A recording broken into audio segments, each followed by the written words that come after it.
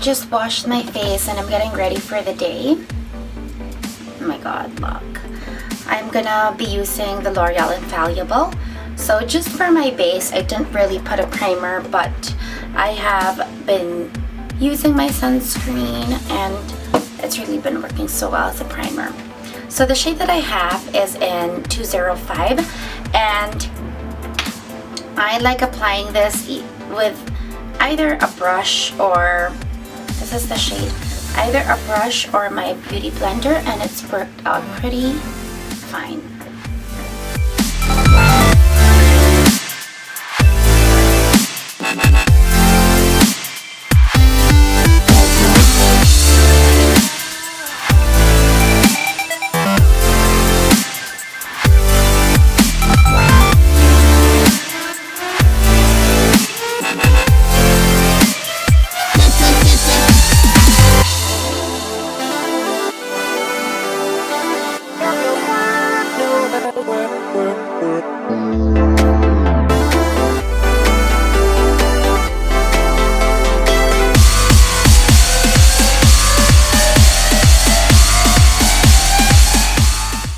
So that is how the foundation looks, and it's pretty much concealed, or at least covered all of my breakout blemishes on my chin. Even for the under eye, although I did put a little Garnier in the under eye. So I will put the rest of my face on and I guess check in with you guys throughout the day, how the foundation is holding up. Everybody, so I'm doing my first check-in for the day. The time is currently 3:16 p.m. Vancouver time, and I probably have had my foundation for a good 5 hours now. So I stepped out around 10 a.m.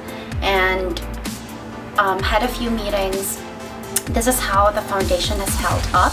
I did not retouch or repowder. Well, actually I did slightly try something on, but I dusted something very lightly. It was a nude illuminating powder from Bobbi Brown. It was a new one, but it was very little and only on with a light fan brush and only in my T-zone, but the rest, my cheeks and everything, this is still from when I first applied it. So I'm gonna try to zoom in and see if I can give you guys a better perspective on how it's held up after 5 hours.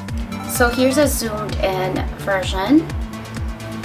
All the blemishes on my cheeks are still pretty much covered up, and I don't see any breaking down on my nose or my T-zone, which is typically where I would see breakdown around 4 to 5 hours. If there's anything, I can see probably a little creasing on my under eye, but this has always been an issue of mine, regardless of what amazing concealer I'm using. So you can see if I just tap that in with my fingers, more or less it's gone, but that is definitely more or less how it's worn for 4 to 5 hours. So I will check back again at the end of the day and then give you guys my full review and my thoughts on the Infallible Glow Foundation. So this is how my skin looks. I'm completely not retouched. This is my end of the day exhausted look. But if you look closely at the complexion, it pretty much did not break down at all. I mean, not that much. I do see some of my blemishes coming through now, and of course I still have a bit of the creasing under the eye, but overall my complexion seems to be still quite even. There is a bit of a breakdown now around my nose, but it's been 6 hours, and come to think about it, about 11 hours now since I had this on. So I can see like a bit of shine coming through in my nose, a few of my blemishes coming through, and this is already pretty up close, you guys. So okay, what I'm gonna do now is just kind of retouch a bit and look a bit refreshed. So I'm gonna quickly wrap up my thoughts on this foundation, and I've thoroughly been enjoying it for a couple of, well, it's not really been weeks, but days. And for me to be reaching for this Drugstore foundation as frequently as I have really says a lot to me. And I have, most of my foundations are not Drugstore. They usually are luxury foundations, and if it's one thing that I invest my money on, it's foundations and complexion products, but primarily foundations. I am a sucker for complexion based products. I think once you have the complexion right, everything, it's nicer to play with the rest of the color. So anyway, I purchased this for I think $12 in Washington, and I think it was $12.99 or $12. And so this is the L'Oreal Paris 24-hour foundation Infallible Pro Glow. The shade that I purchased was 205 Natural Beige, and for reference, I am a MAC and C30 in Dior foundations. I'm usually a 030. For Armani Luminous Silk, I'm 5.75. Makeup Forever HD, I am previously 127, now Y335 in the Ultra HD. The Vichy Dermablend, I am 25 Nude, although I think it's a bit fair for me now. But anyway, so this is my shade 205. The first time I tried it, I wasn't expecting much. The mere fact that it says glow, I'm always afraid that it's gonna break down easily or really make me look like an oil slick after a bit. I've been having trouble getting the complexion product right the past month because I've been traveling a lot, having to do so many things. Time zone adjustments, climate and weather adjustments for me caused havoc in my skin, and a lot of the foundations I was previously using were just causing my skin to just either get really dry, have dry patches, or just was not reacting to it as good as they used to. Especially the combinations I've been using, and the primers, the toners. So this is the first foundation that really has worked with my current skin condition. I've been using this on and off since I purchased it almost every other day. And I've tried it on its own. I've tried it also with a primer or a sunscreen SPF. And currently I've been loving Nessa by Shiseido SPF 50. It is an amazing base for makeup without really needing a primer. And you know, right now my concern is more of the sun because it's summer now, although today it was gray. So on its own, I've been using it and it is gorgeous. I don't know how it is able to achieve that long wear. It says up to 24 hours. I've worn it now for about 12 hours, coming into 12 hours, just about now actually. The comfort level doesn't change.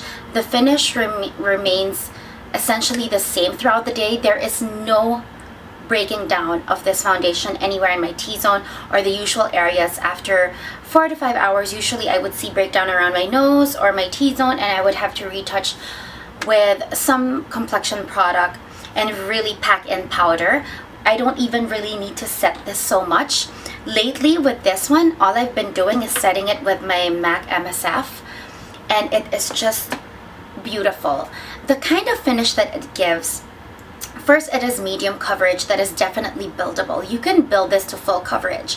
And if you even want full-on coverage, because the texture, I'll show you guys the texture.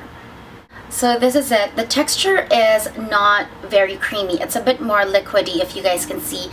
That was a small amount, but it will roll down the back of my hand. So it almost feels like it's water-based than an actual like pro foundation.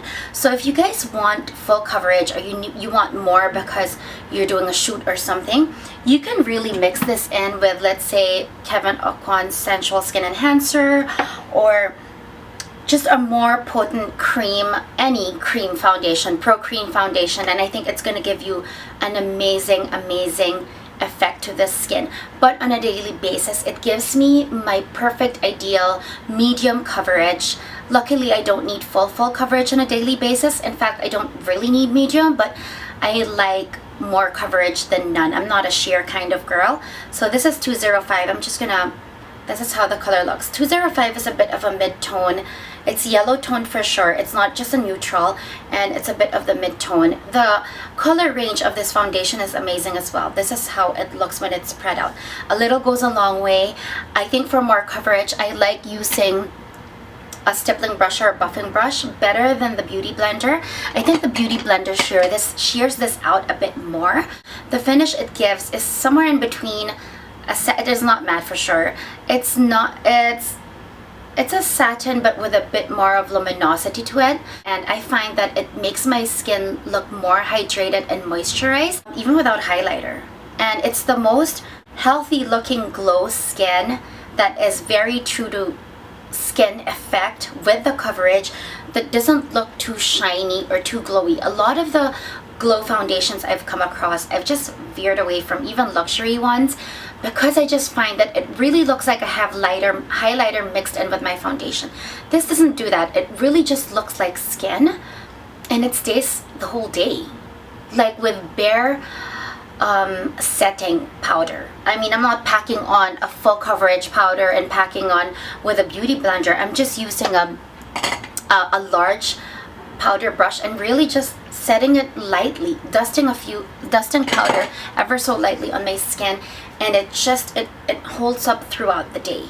So I think this is an absolutely amazing drugstore foundation, almost to the point that I am, oh my god, like a close to, this is holy grail. So I've been enjoying this much more than this in terms of finish.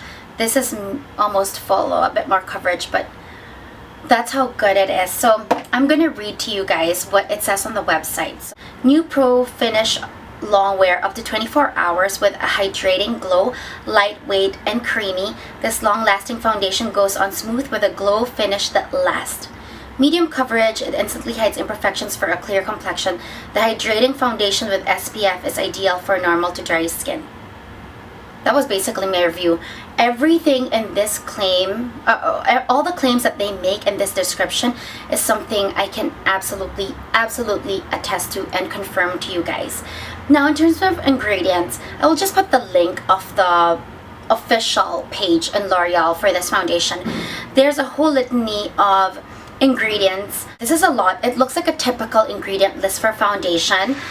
And if you're someone who's looking for all natural with no parabens and all of this, this is not for you. This is not for you. This is a typical foundation list. But the one ingredient that I see on the actual packaging itself is that it's oxynosate sunscreen broad spectrum SPF 15. This is a radiant finish, normal or dry skin hydrating.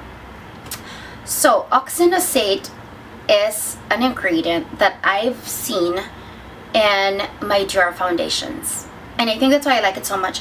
I was looking at my Dior Skin Star foundation. I believe it is this one that is oxynosate as a main ingredient or key ingredient, but it doesn't say on the bottle, so I have to look that up.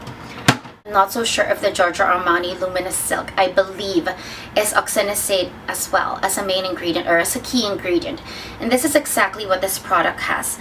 Now that I'm thinking about this, is so impromptu, I actually feel like this is a dupe for the Luminous Silk. Oh my god. That's a big claim, but honestly, now that I'm thinking, the finish, the coverage, the feel, the ingredient, it's just, I feel like this is a dupe for this. So that is the summation, I guess, the conclusion of this review. I mean, if that is the conclusion, then this is definitely a great drugstore foundation. It's $12.99 US. It has not been released in Canada. I'm not so sure when it's going to be released in Canada, but I'm hoping soon. This is a foundation that definitely has a beautiful finish with pro performance, and for the price point, I think that's amazing. You get 30 ml. So I hope this review was not all over the place. This is a first impressions kind of thing, so I just came on, turned on the camera, and impromptu said what I thought about the product. So I hope that wasn't so confusing to you guys, and I think that's about it. I will leave the link down below and also show you guys the swatch. Okay, you guys, so this is these are the foundations, okay? I am gonna go from left to right. So here I have my Makeup Forever Ultra HD in Y335. This is the Armani Luminous Silk in 5.75. And this one right here is the L'Oreal Infallible Pro Glow Foundation in 205. So these are more or less my shades. So I guess that's about it. I hope you guys found this first impressions review interesting and informative. I highly recommend this product, and yes, I will replenish this again and again and again, and I think it has definitely earned a spot in my very coveted edited vanity in Vancouver. So yeah, thanks guys for watching, and I hope you guys have a great day or a great evening.